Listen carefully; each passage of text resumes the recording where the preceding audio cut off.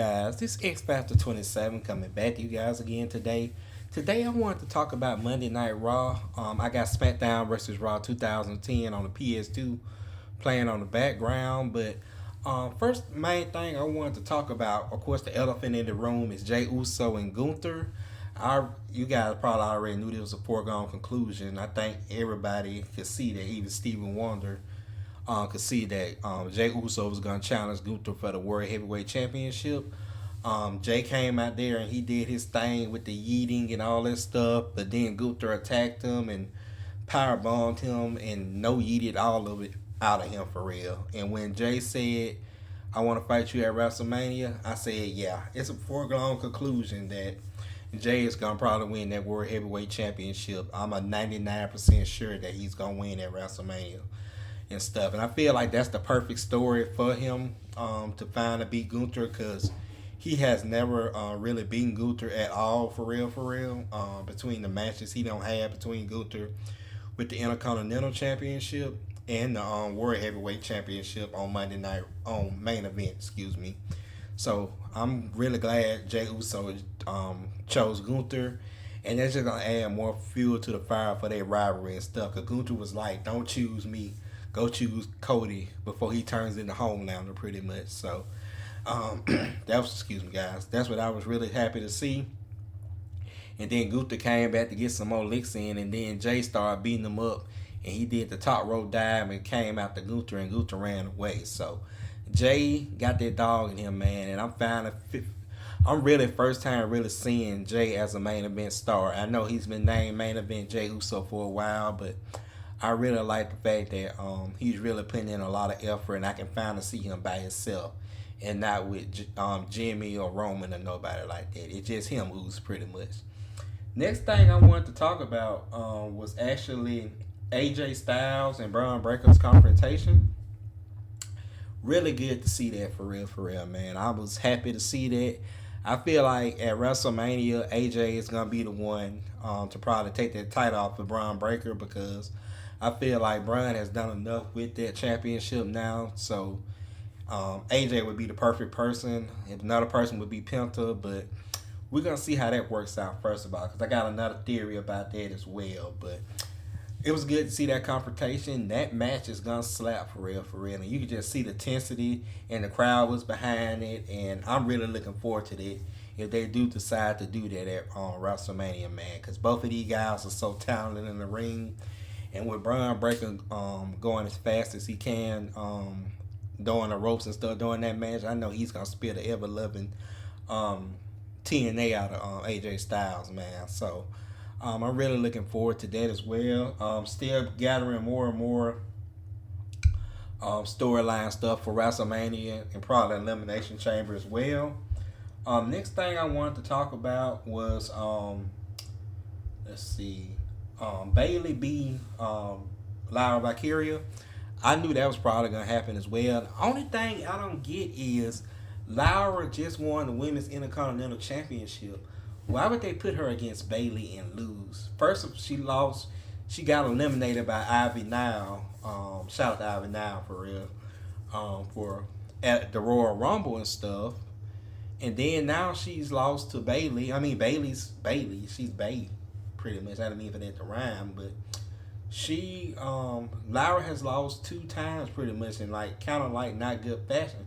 And she's the first women's intercontinental champion, so that's what I'm kind of not getting. Like, hopefully after this, it's a weird time to be a mid card champion. To be honest with you, I can kind of understand where Triple H is coming from, but after this, she don't need to be losing anymore for real, for real. I know Bayley had to have somebody to qualify for the championship, but for the elimination chamber, excuse me. But I just hate for like her to keep on losing like that, and she just won the women's intercontinental and the inaugural champion, man. So hopefully after this, she can get into a meaningful program, get some wins under her belt, so she can actually start gaining some momentum and make that belt seems like it's something for real. Because that was one of my main concerns with the women's United States and women's intercontinental championships.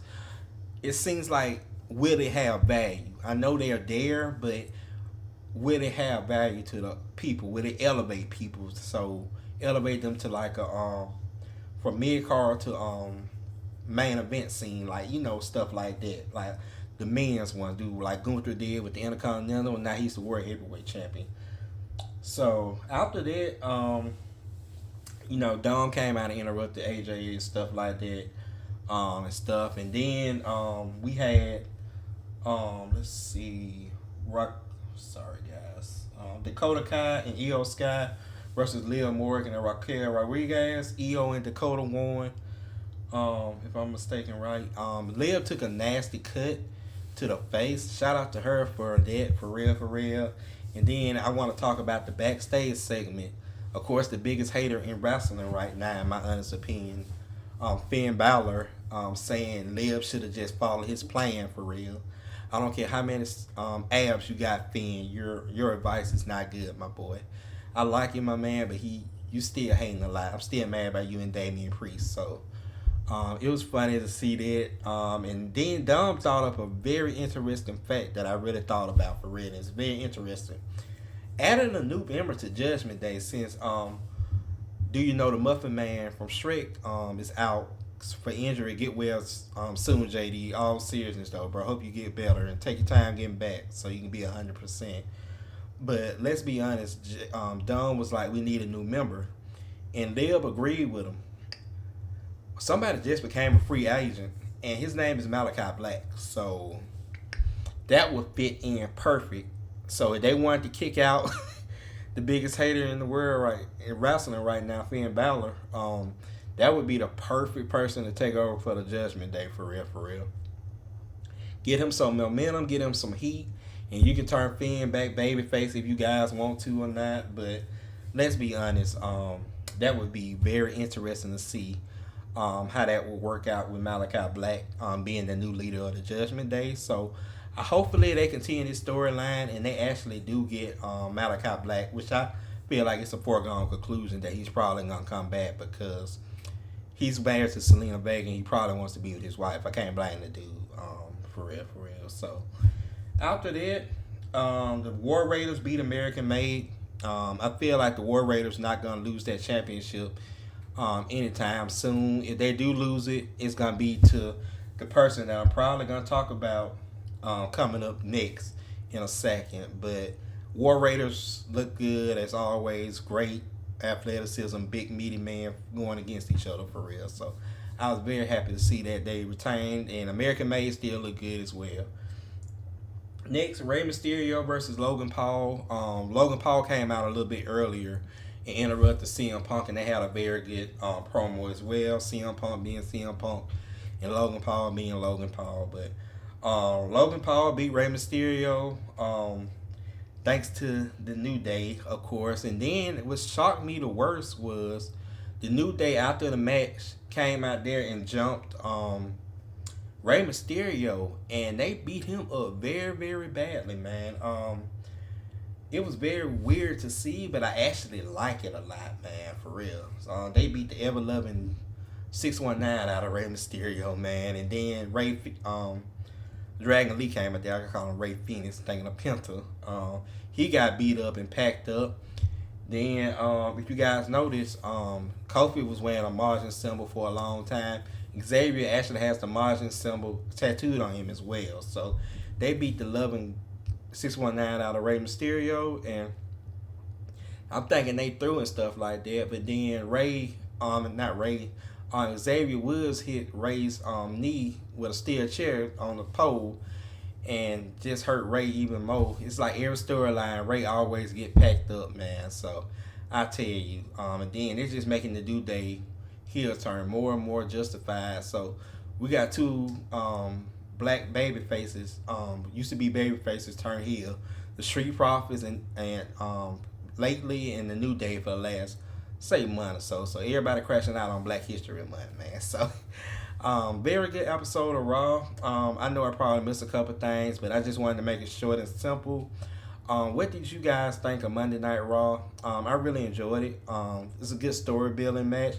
I didn't like how they cut off the match early though, so was not a big fan of that by Netflix. But if you guys miss any, you can check it out online. So Y'all have a good day. It's my job.